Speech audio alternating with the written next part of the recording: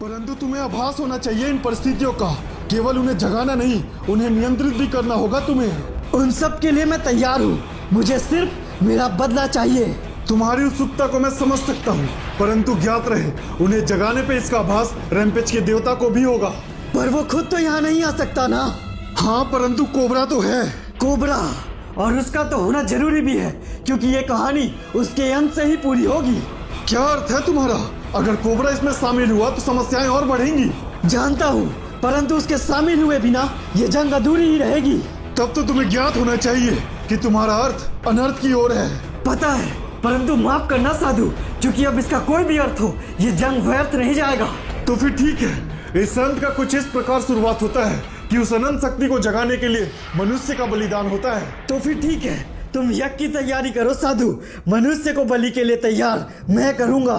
परंतु यह इतना आसान नहीं होगा, क्योंकि पूर्णमासी की रात हमें एक ऐसे शरीर की आवश्यकता होगी जो कि पवित्र हो, परंतु अकाल मृत्यु मरी हो। मैं कुछ समझा नहीं साधु। यही इसमें कठिनाई है। एक ऐसे मनुष्य की बलि देनी होगी जिसकी मृत्यु पूर्णमासी वाले दिन में होनी चाहिए, परंतु बलि के उद्देश्य से नहीं। परंतु ये कैसे संभव है? संभव हो या असंभव, परंतु रैम्पेज की शक्तियों का गलत इस्तेमाल करने का ये एकमात्र रास्ता है। यदि ऐसा ही है तो ठीक है। अब से बरमूडा के हर पवित्र इंसान पे मेरी नजर होगी।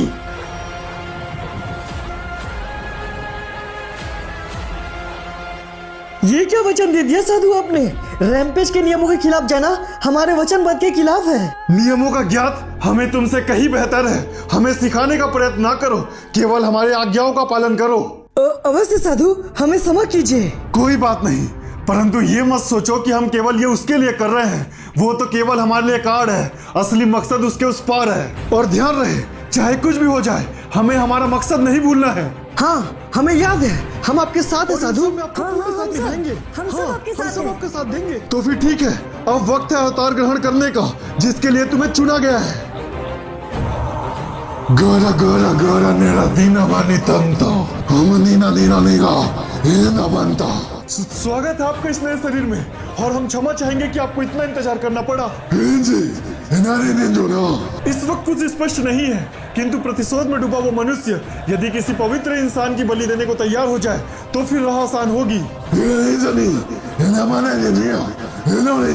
हमें ज्ञात है और हमारी तरफ से तैयारी भी पूर्ण है। तब तक आप ये बलि ग्रहण कीजिए।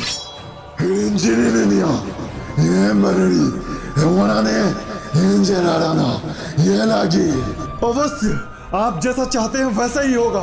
मैं प्रण लेता हूँ कि इस बार उनका अस्तित्व अवश्य मिटेगा।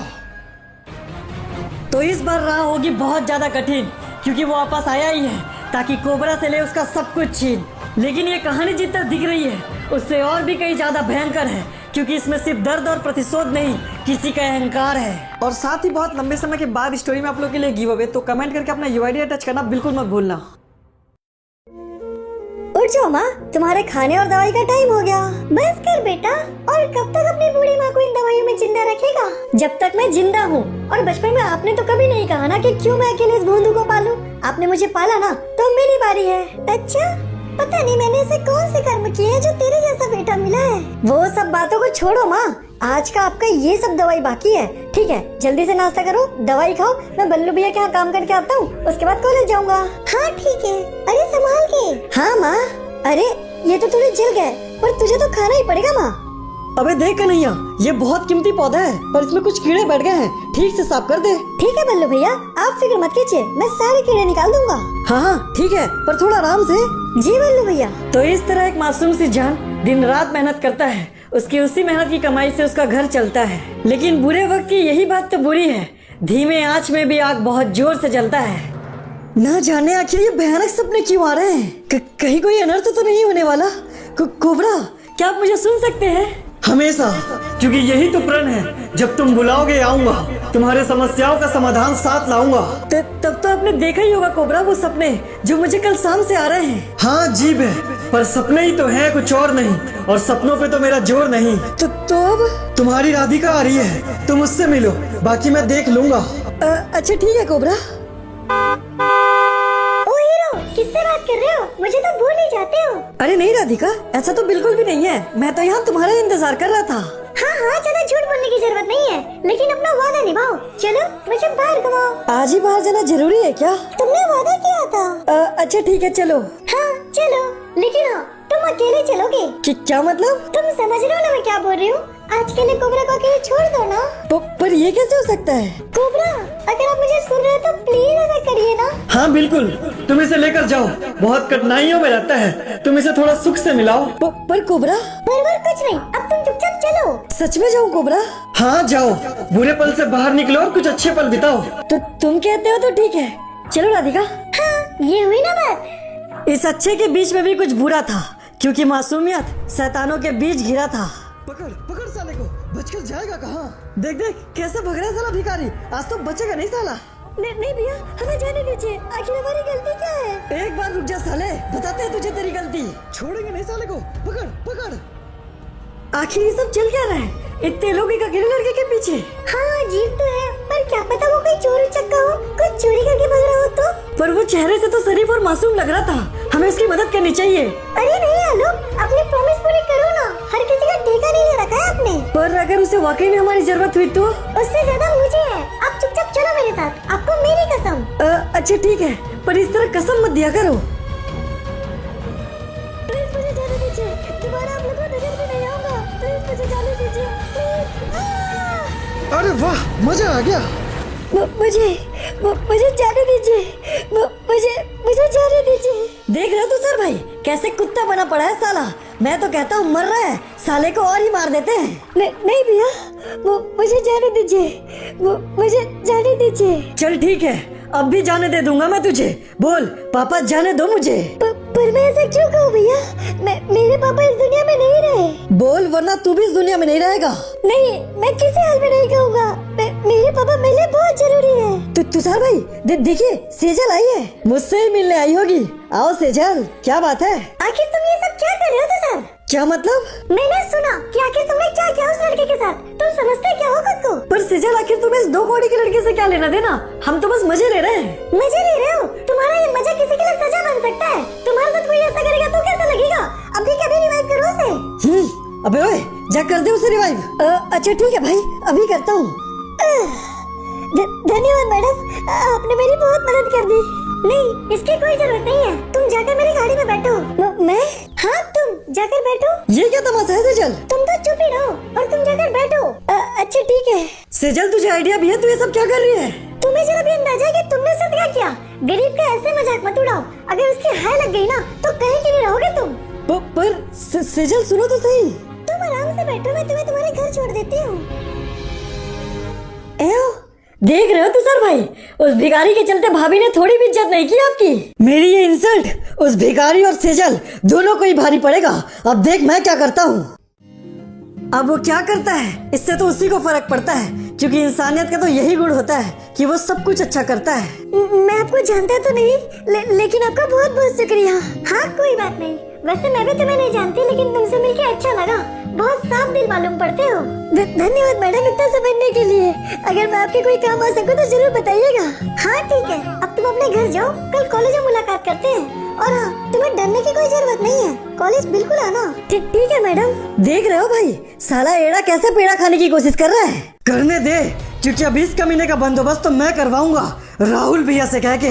राहुल सिंघानिया, सेजल का भाई और बरमुडा का एक बहुत powerful businessman. Good evening Singhania साहब, जैसा कि आपने कहा था हमने पूरे माल रिलीज कर दिए हैं, पर अभी काम अधूरा है।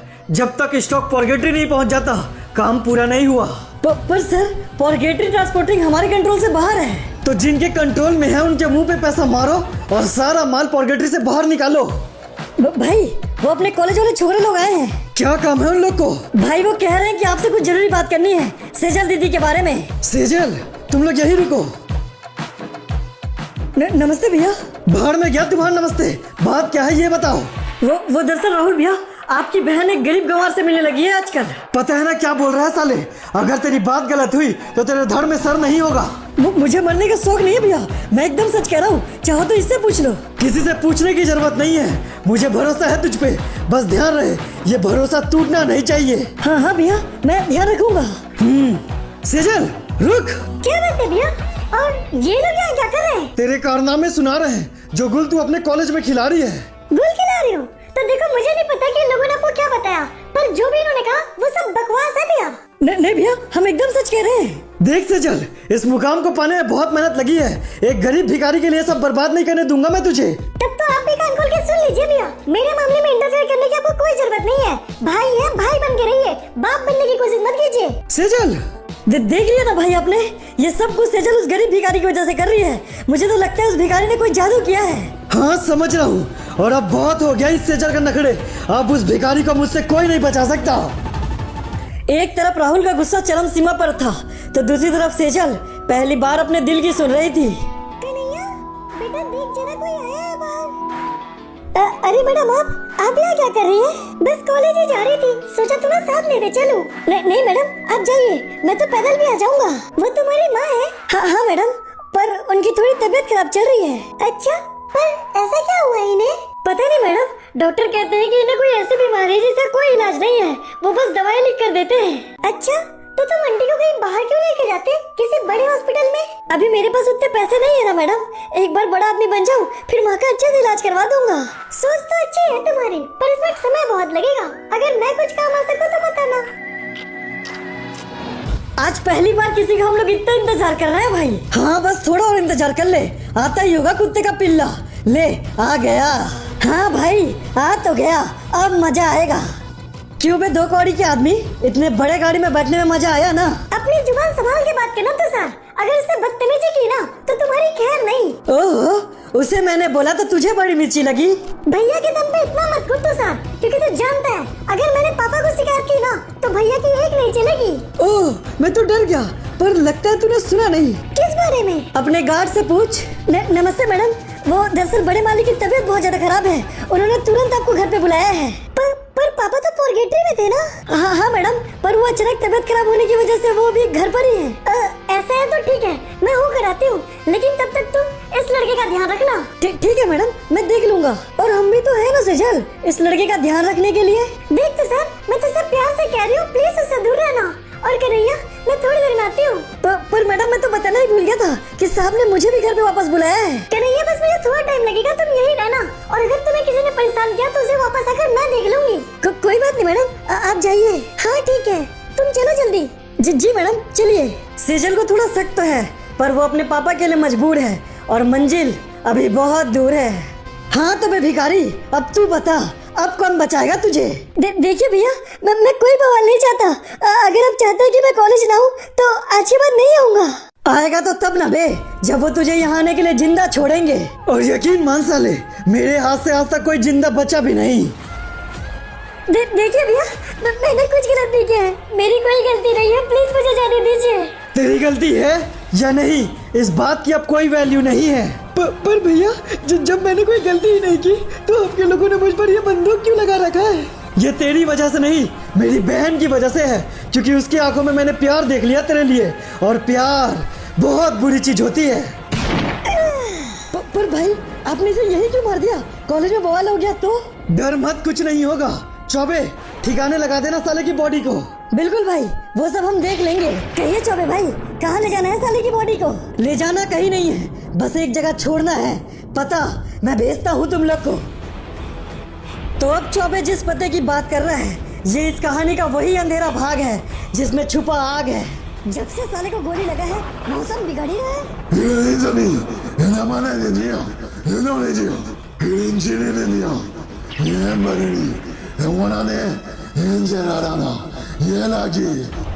बलि के लिए लाया गया वो मनुष्य बिल्कुल उचित है, अब तुम्हारी बारी है।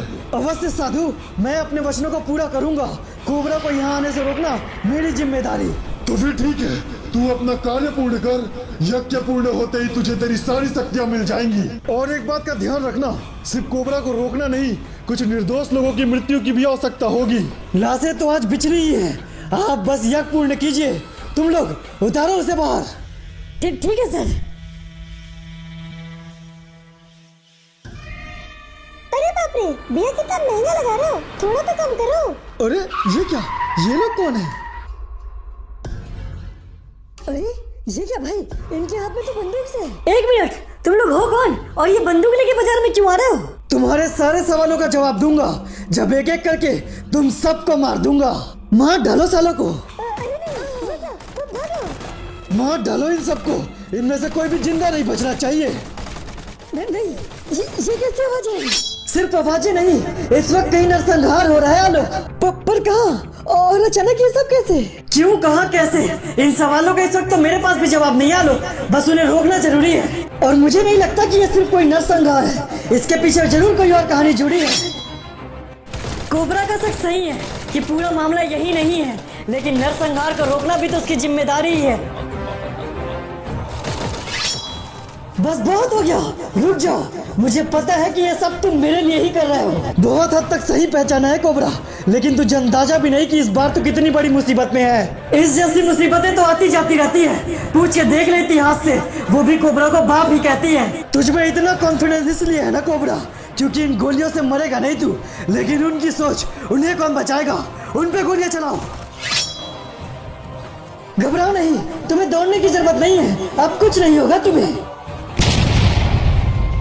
ये क्या सर, उन पे गोलियों का असर नहीं हो रहा? यूं तो मैं लड़ने नहीं आया था, पर तुम लोगों ने मजबूर कर दिया है। मेरे सब्र को एक बार फिर से मुझसे दूर कर दिया है। ये क्या? नहीं, मैं ऐसे नहीं रुक सकता। भाग, तुझे कहां तक भागना है? और तुम घबराना नहीं, तुम में से किसी को कुछ नहीं होगा। रुक, इतनी जल्दबाजी तुझे किस बात की है? अब ये कहानी तो तेरे मेरे साथ की है, तो चल तेरी गलतफहमी दूर करता हूँ। तुझे लग रहा होगा ना मैं तुझसे भाग रहा हूँ, नहीं, मैं बस तेरा वक्त काट रहा हूँ। वो मैं जानता हूँ, तू बस इतना बता कि क्यों तू चारा बन रहा है, बेवक्त बेमौत क्यों मर रहा है? तुझे लगता है तू मुझे मार लेगा, तो ये तेरी गलतफहमी है, क्योंकि मौत में ही छुपी बेरहमी है। जी क्या? नहीं, ये नहीं हो सकता। पर ये हो चुका है कोबरा, अब ये जंग मेरा, इस जंग के उसूल मेरे, और अंजाम बुरा होगा तेरा।